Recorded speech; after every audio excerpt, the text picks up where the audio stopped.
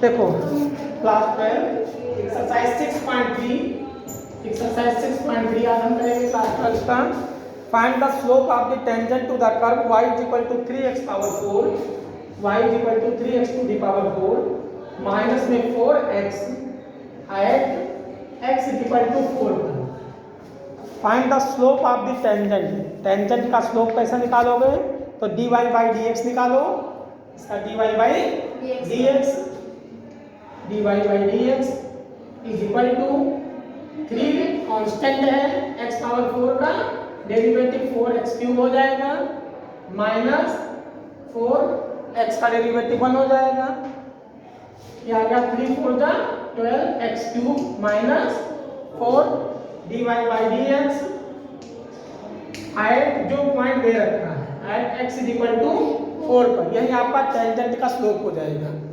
तो dy by dx at x is equal to 4 value रख दो यहाँ 12 इनटू में x की पावर 4 मींस 4 का होल क्यूब माइनस में 4 ये आ गया 12 इनटू 4 का होल क्यूब 64 माइनस 4। अब 12 को 64 से मल्टीप्लाई करो, कितना आएगा? मल्टीप्लाई करने पर देख लो 12 चौक 48 8 12 चौक 72 और 4 76 768 माइनस में 4 768 में से 4 माइनस करोगे 64। यही आपका स्लोप ऑफ द टेंजेंट हो गया। समझ में आया? अगर स्लोप ऑफ द नॉर्मल कहते हैं तो जो स्लोप ऑफ द टेंजेंट है इसका रेसिप्रोकल कर दोगे और साइन चेंज कर दोगे तो स्लोप ऑफ द नॉर्मल हो जाएगा। समझ में आया? Slope of the tangent m is equal to 764 हो गया। अगर स्लोप ऑफ द नॉर्मल कहते हैं तो माइनस यहाँ m slope of the normal क्या होगा? m is equal to minus 1 by 764 हो जाएगा। अगर टेंजेंट स्लोप ऑफ द जो टेंजेंट आया है इसका रेसिप्रोकल करो, रेसिप्रोकल मतलब 764 अपान में 1 है अभी दे तो 764 अपान में 1 तो माइनस 1 अपान में 764 इसका रेसिप्रोकल करो और साइन चेंज कर दो। तो 764 है इसका रेसिप्रोकल करोगे तो 1 अपान 764 हो जाएगा और साइन में किस में है? प्लस में है तो क्या बन जाएगा? माइनस बन जाएगा। समझ में आया? क्लियर? अब इसी पूछा जाए कि टेंजेंट लाइन का इक्वेशन फाइंड आउट करो तो equation of the tangent line y minus y1 is equal to m x minus x1 y1 point है। जैसे यहाँ पर x इज इक्वल टू 4 दे रखा है, y की वैल्यू कुछ दे देते हैं, मान लो y इज इक्वल टू 0 दे दिया तो पॉइंट की पोजीशन हो गई 4 0। अगर हमें दिया ही तो कुछ नहीं दिया है तो 4 और y1 माइनस y1 वैसे रहेगा, y माइनस y1 वैसे रहेगा। समझ में आया? यहाँ पॉइंट आपको दे रखा है, मान लो x 5 दे दिया, x 0 दे दिया, ठीक? सर अगर दिया ही नहीं है तो नहीं दिया तो y माइनस y1 ही लेके चलोगे जो दिया है वही। ओके समझ में आया? y कोऑर्डिनेट जब दिया गया है तो y माइनस y1 ही रहेगा, y का कोऑर्डिनेट दिया होगा तब पुट करोगे, ठीक? नहीं दिया तो आप कैसे मान सकते हो कि पॉइंट x पर ही लाइट कर रहा है? अगर ये लिख दिया कि point light on the x axis, point light on the x axis, तो x एक्सिस पर लाइट कर रहा है तो आप क्या लिखोगे? y क्या होगा? 0 होगा। लेकिन जब कुछ दिया ही नहीं है तो आप क्या करोगे? y को y1 ही लिखोगे। समझ में आया? कोई डाउट? अगर ये लिख दिया कि point lies on the x axis तब तो y का 0 हो ही जाएगा, लेकिन जब दिया ही नहीं है तब तो y1 ही रहेगा। अगर दिया होता तो अगर दे रखा है मान लो 4 5 दिया है तो y minus 5 is equal to m आपने निकाल लिया 764 और x माइनस x माइनस 4 हो जाएगा। सॉल्व कर लोगे लाइन का इक्वेशन आ जाएगा, टेंजेंट लाइन का इक्वेशन। समझ में आया? अगर नॉर्मल लाइन का इक्वेशन पूछा जाए, इक्वेशन ऑफ द नॉर्मल, ठीक? तो यहाँ पर y माइनस y1 यही रहेगा, यहाँ स्लोप माइनस 1 बाई m हो जाएगा। टेंजेंट का स्लोप m था तो नॉर्मल का क्या होगा? माइनस 1 बाई m हो जाएगा। तो नॉर्मल का स्लोप क्या हो जाएगा? माइनस 1 अपान में 764 और x माइनस x1 यही पॉइंट रहेगा, x1 y1 पॉइंट वही रहेगा, स्लोप चेंज हो जाएगा नॉर्मल लाइन के इक्वेशन में, अगर नॉर्मल के केस में हो, नॉर्मल के केस में। समझ में आ गया? कोई डाउट? अगला क्वेश्चन हम करते हैं। दिया होता तो दिया नहीं है, मतलब y1 और x1 दिया होता। सेकंड में देखो, find the slope of the tangent to the curve y is equal to x minus 1 upon में x minus 2, y is equal to x minus 1 upon में x माइनस 2, ठीक, x just not equal to 2 and x is equal to 10 दे रखा है, x is equal to 10 पर, और हमें find out क्या करना है, स्लोप ऑफ द टेंजेंट। तो हम इसका dy बाई dx निकालेंगे, dy by numerator upon formula apply करो, जो आएगा उसमें x is equal to 10 put कर दोगे तो स्लोप ऑफ द टेंजेंट हो जाएगा। हाँ बोलो, इसका मुझे पूछना, हाँ बोलो। सर जब हमें x does not equal to 2 दे रखा है तो इसका करना कुछ x is equal to does not equal to 2 मतलब क्या है, यहाँ x की जगह 2 रख दोगे तो 2 माइनस 2 क्या हो जाएगा, तो ये फंक्शन का नॉट डिफाइन हो जाएगा, इसीलिए किसी का डिनोमिनेटर 0 नहीं हो सकता, इसलिए दिया है कि x की वैल्यू 2 नहीं हो सकती, बाकी कुछ भी हो।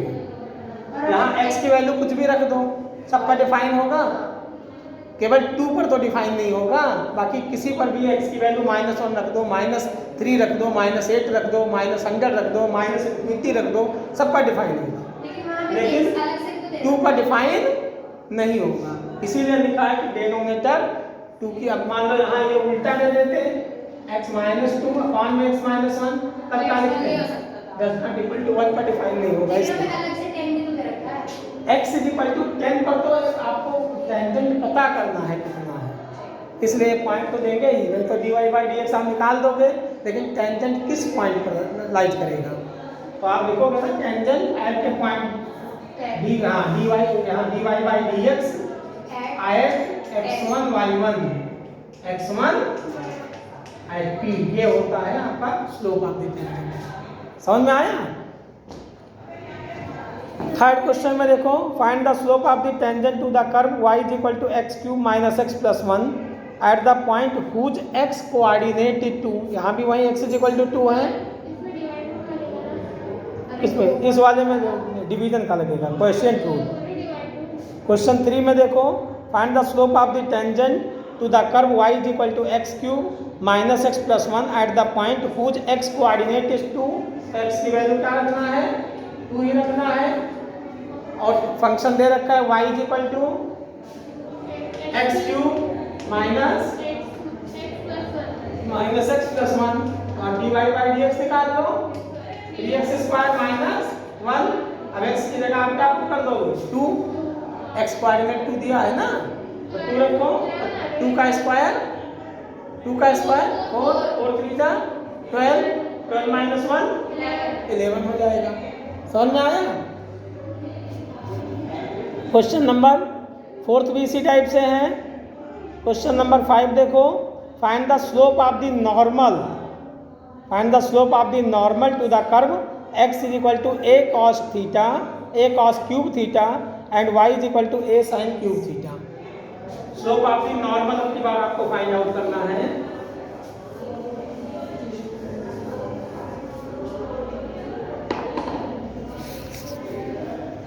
Find the slope of the normal, देखो x इज इक्वल टू दे रखा है a cos क्यूब थीटा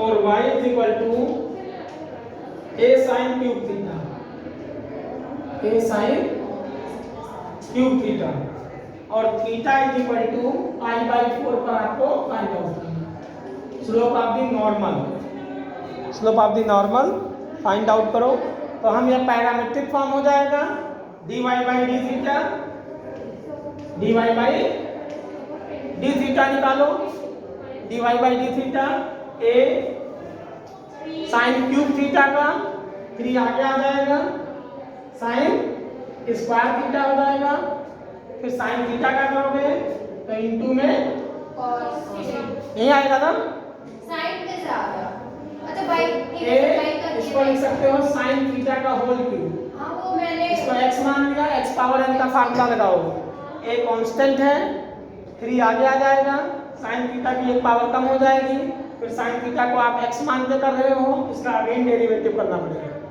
समझ में आया? Okay sir. दूसरा बताओ, इसको हम लिख सकते हैं 3a sine square theta into cos theta.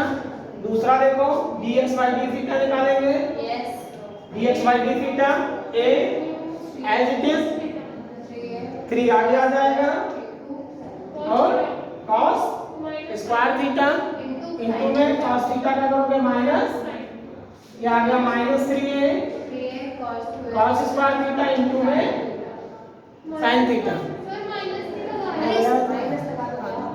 अब dy by dx निकालो, तो dy by dx बराबर dy by d theta upon में dx by d theta, parametric form. समझ में आया?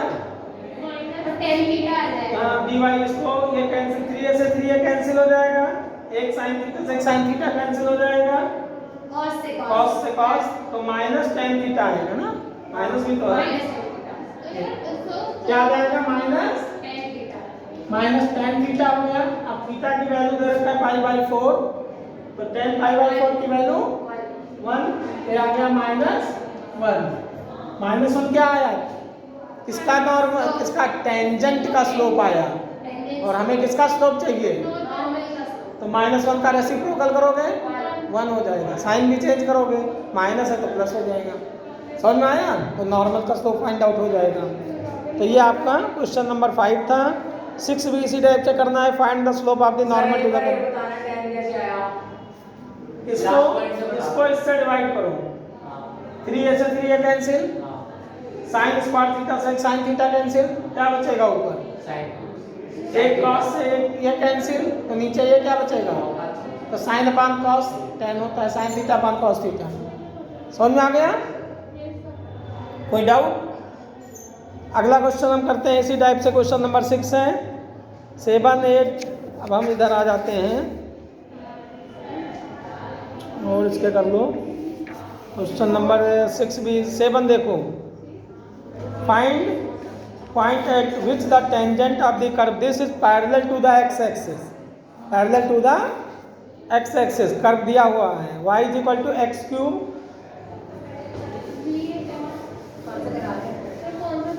सातवां क्वेश्चन 6 तो इसी टाइप से है, सातवां इसमें से कर देते हैं, इसमें 1-2 क्वेश्चन ले लेते हैं इसे।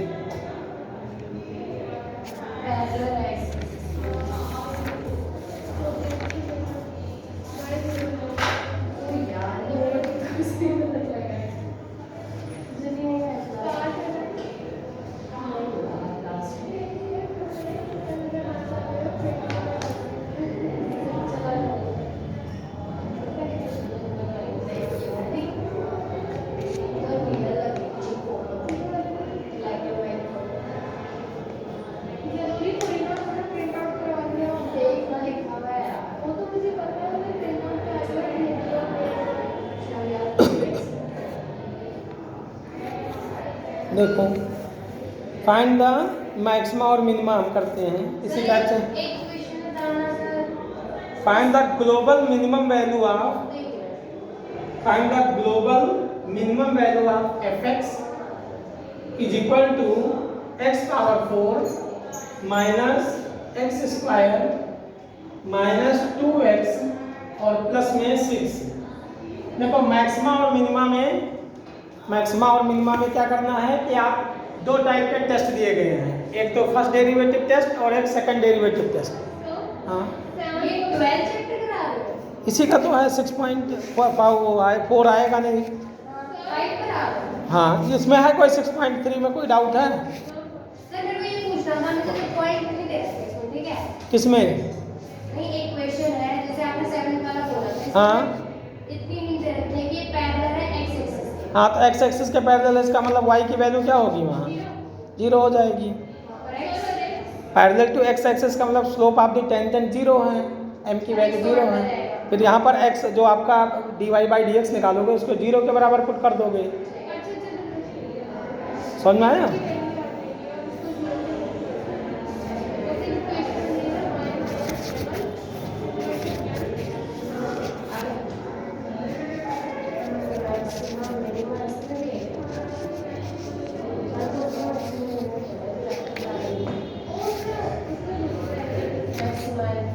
और इसमें कोई डाउट है?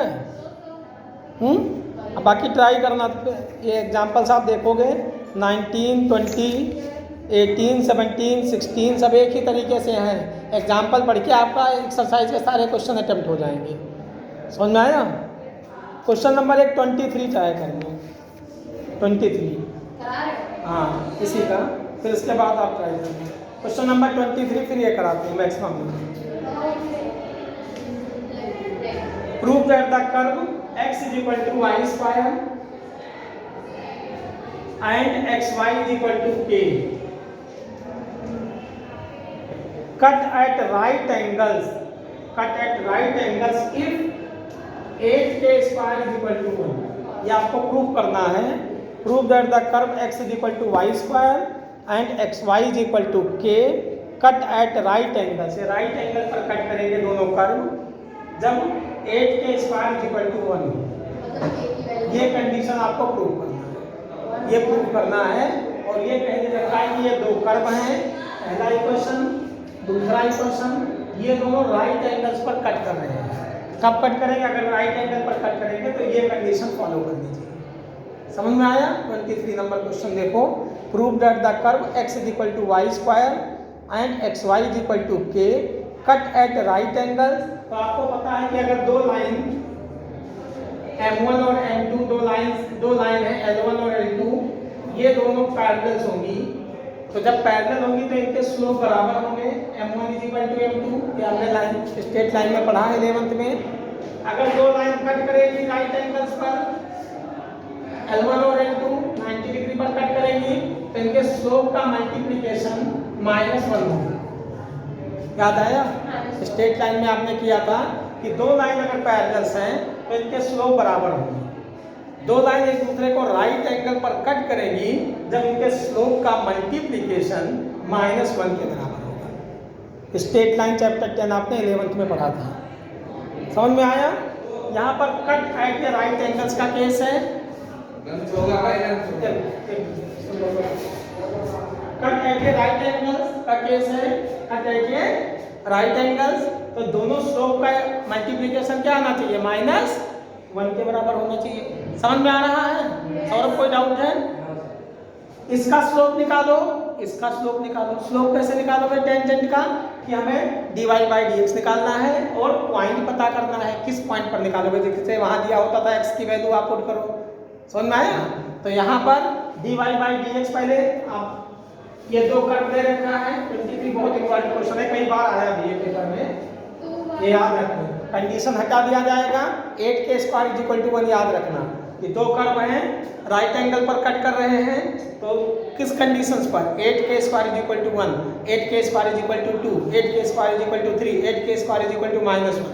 4 दे दिया, एक ही सही है। तो 8k square is equal to 1 condition दे रखा है। समझ में आया? एक देखो, प्रूव दैट द कर्व, दो कर्व दिए हैं, cut at right angles, right angle पर कट करेंगे दोनों curve. If and only if 8k square is equal to 1, जब 8k square is equal to 1 के बराबर होगा। समझ में आया?